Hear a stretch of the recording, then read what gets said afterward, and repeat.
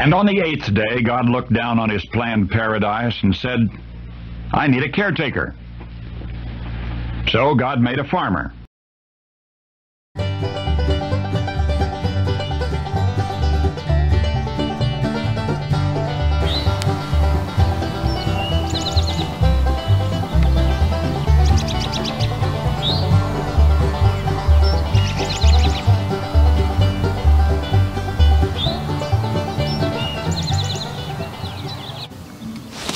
Howdy folks, Darren back with you here at Cross Timbers Farm. Welcome to 8th Day Chronicles.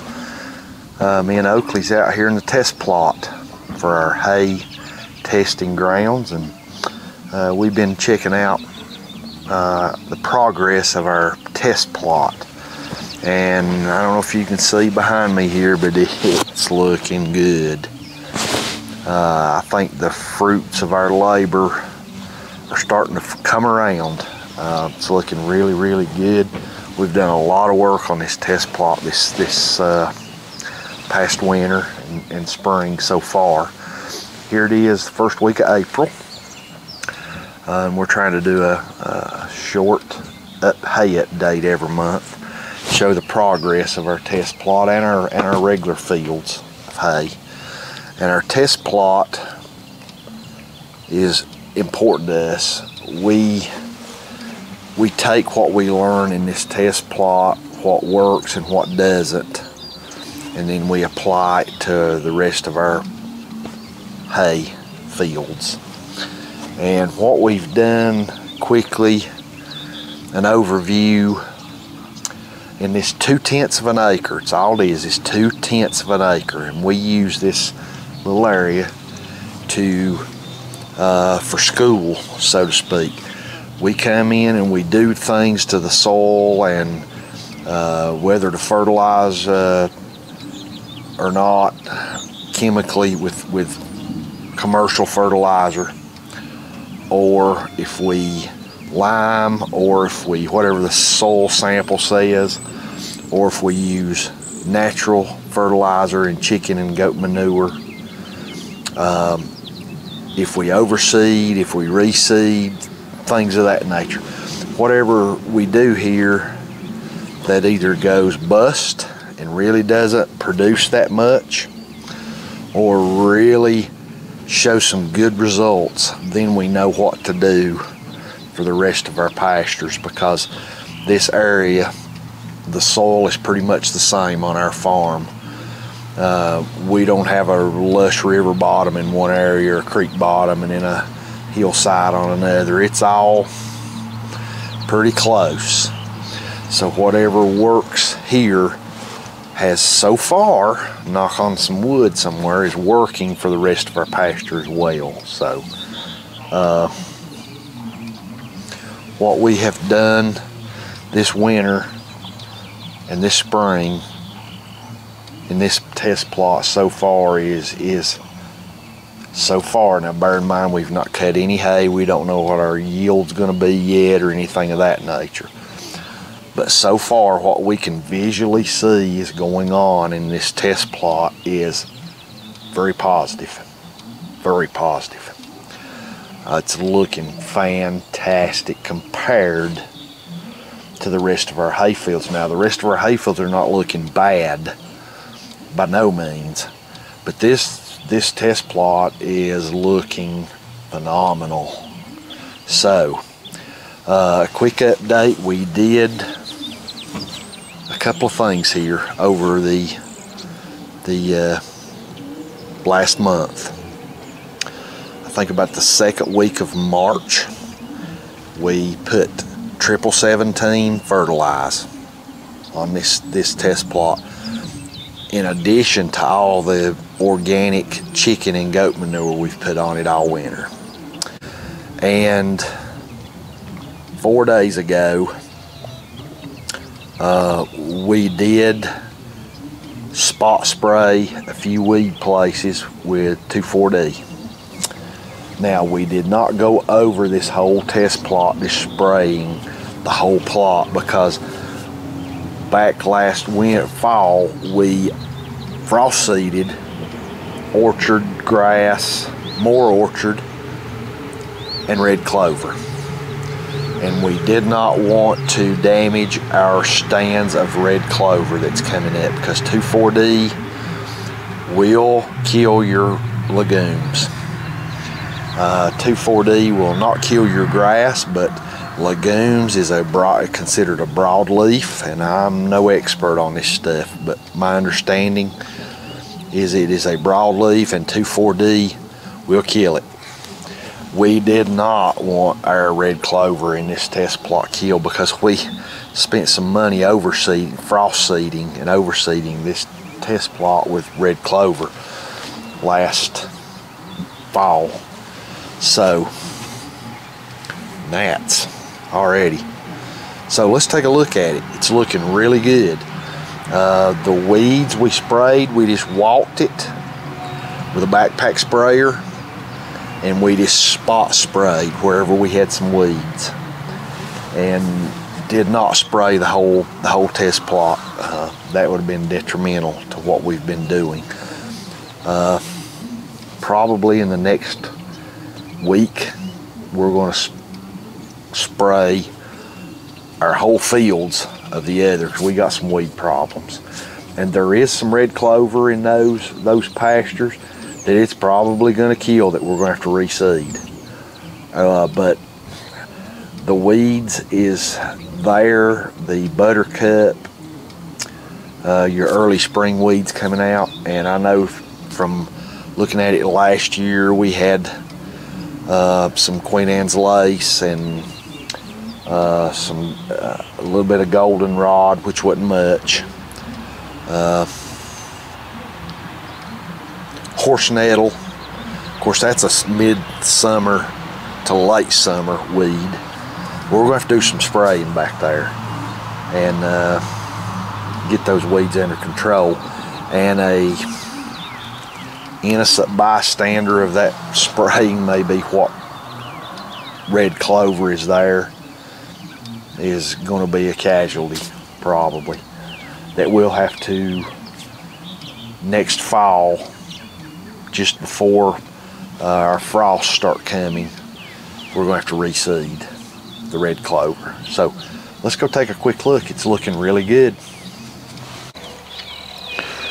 Okay folks, you can see our orchard grass is looking absolutely phenomenal, and you may see some of our early spring weeds.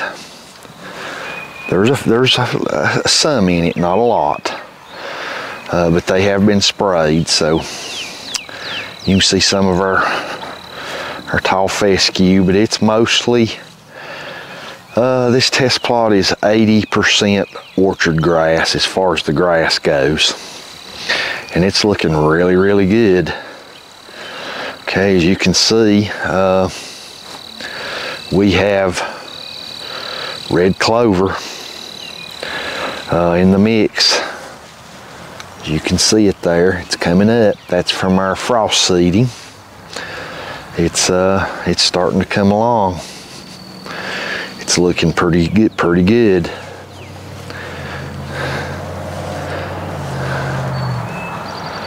Our orchard grass where you're seeded, this orchard grass, if you can see it, it is thick. I mean, it is thick. And bear in mind, we've had the dairy goat herd in this area, and they were in this area 7 days ago, and they had been in it for a couple of months. So this is only 7 days worth of new growth. You can see the tops of most of this orchard grass has been browsed.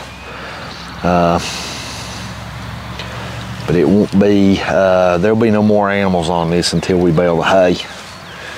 It's growing really nicely, and we're going to let it continue to grow before we put, as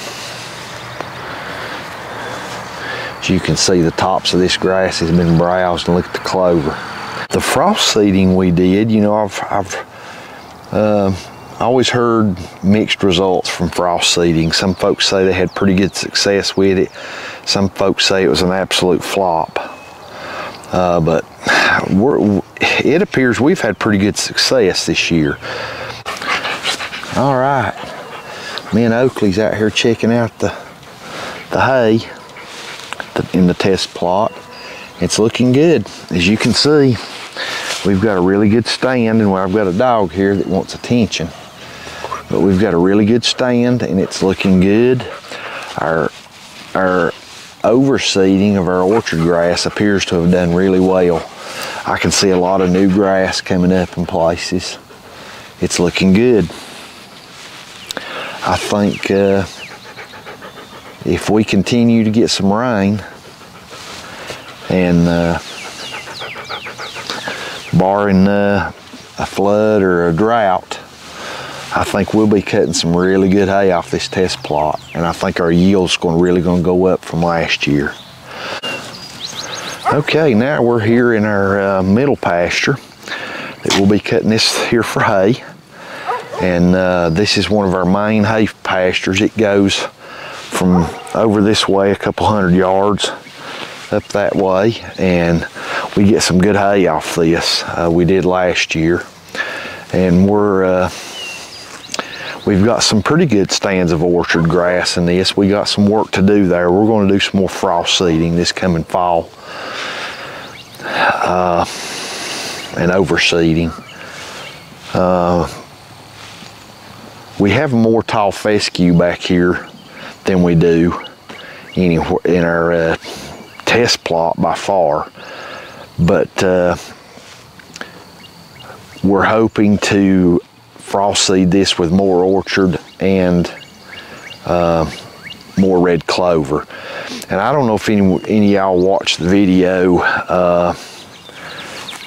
University of Kentucky Extension put out a video not long ago. Well, it's been a couple months, but on red clover. And they're professors, and I've got a goat just about ready to knock my camera over. All right, mudslide, go on. Their professors and their scientists did a study on red clover, and they're actually calling red clover a superpower plant. That red clover, not to mention just the plant itself being consumed by animals in your hay or browsing it, the nutritional value of it, but also that it's been a long time known that red clover is a nitrogen fixer. It'll fix the nitrogen if you've got it growing in amongst your orchard grass and your tall fescue, that it adds nitrogen to your ground. Okay, they're also saying that through their extensive studies on red clover, that red clover actually, when consumed with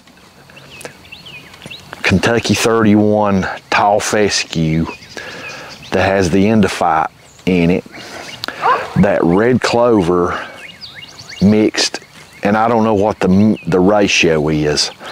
I'll have to do some more studying on that. But your red clover will basically neutralize the endophytes in tall fescue. That's amazing. I knew I was a big red clover fan, but this because of how good the animals do on it. Mixed in with your orchard grass and your tall fescue.